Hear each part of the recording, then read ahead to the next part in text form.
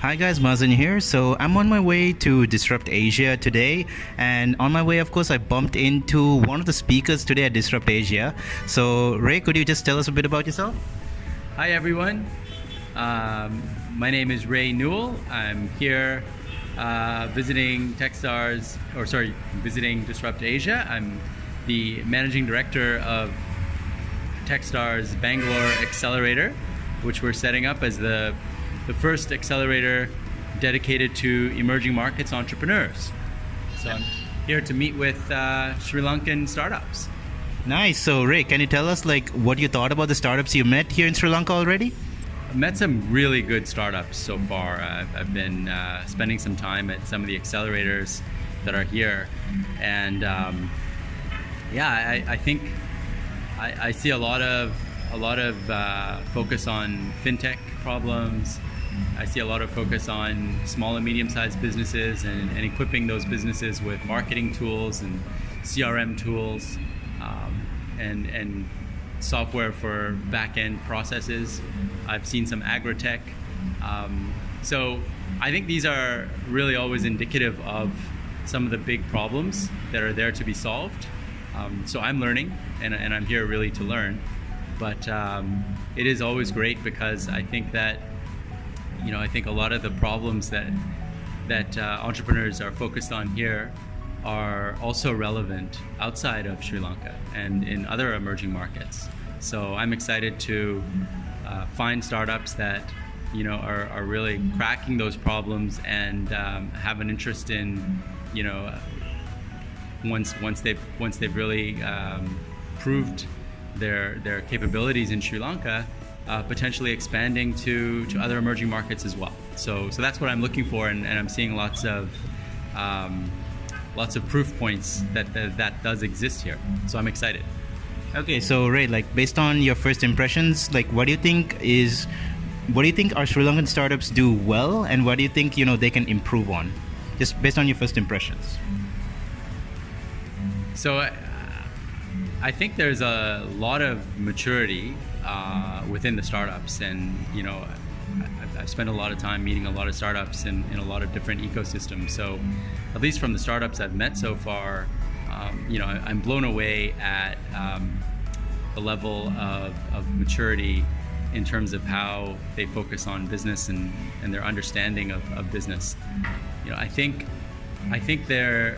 if there was anything that I would focus on more, I'm biased here because I'm looking for companies that are really have the potential to be billion-dollar companies. That's how venture capital works. It really works on the basis of finding and helping to create billion-dollar businesses within a 10-year time period. I think that it would be great for the startups that are underway here to put a little bit more focus and thought into how the problems they're solving are relevant to other markets, and to have some view, very specific views on how they would grow beyond Sri Lanka. Because I think Sri Lanka is a great market, and I think you can really prove something here. But from a billion-dollar business perspective, I think you'd have a hard time building a billion-dollar business as a startup, as a tech startup, by just focusing on the Sri Lanka market. Okay, so Ray, then how would you suggest to actually build a billion-dollar business? What's needed to achieve that goal? So it starts with a great entrepreneur. So there's a saying, it goes, you need founder, a good idea, and a great market. So I think there's definitely great founders here, and that's 60% of it. So you're almost there. The ideas are there. What you need is really that market piece. And I think, as I said in the beginning of the conversation, I think a lot of the problems that are kind of being observed and that entrepreneurs are trying to crack here are relevant to other emerging markets. So I think if you do the groundwork and figure out what your kind of expansion strategy will be and what specific markets really lend themselves well to what you're doing and how you might crack those markets, then you're on your way to putting together $1 billion business. Okay, so Ray, just before you head off, could you tell us a bit about the Techstars Accelerator you're launching for emerging markets? Sure. So I don't know how much is known about Techstars here, but I'd say you're pretty well known, especially after all the startup weekends. Well, that's true. So Techstars has been, we run startup weekends and our whole startup week group, and we're pretty active in these kind of emerging markets ecosystems. The Techstars accelerators, we run 44 of them around the world every year. They've been going on for about 12 years. So far, just over 1,400 companies have come through. All of the programs are exactly the same. We bring in 10 companies. We invest about $120,000 US into them.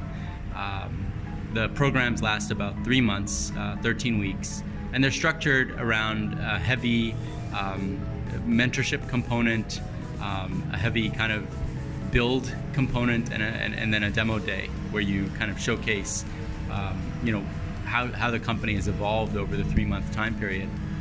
So we're bringing that for the first time to India. So and it's not only India; it's really the first time Techstars has ever launched an accelerator in any emerging market. And so it made sense, to actually focus on emerging markets type problems and entrepreneurs. And so that's what the Bangalore Accelerator is. So applications are open now.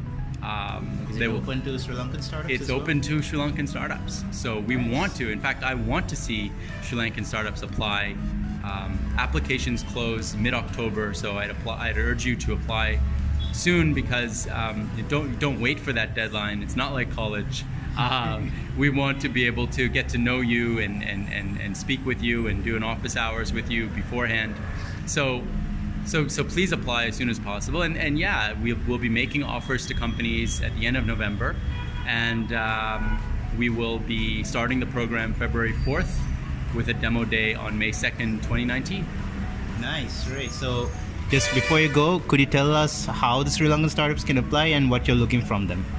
Sure. So the way to apply is to go to the Techstars Bangalore website. You can find that by Googling Techstars Bangalore Accelerator. Once you find the page, you'll see the link that's there. So I would urge you to go through that application process, enter your information. There'll be ways that we can get a hold of you through that process. We'll collect your email address and your phone numbers, etc. Okay. That's the way to do it. All right, Ray. So we'll try to find that link as well and share it with everybody here. Awesome. So thank you so much, Ray, for your time. Thank you, Mazin. Thank you. Take care. Okay. And that's just the start of what we have for you from Disrupt Asia.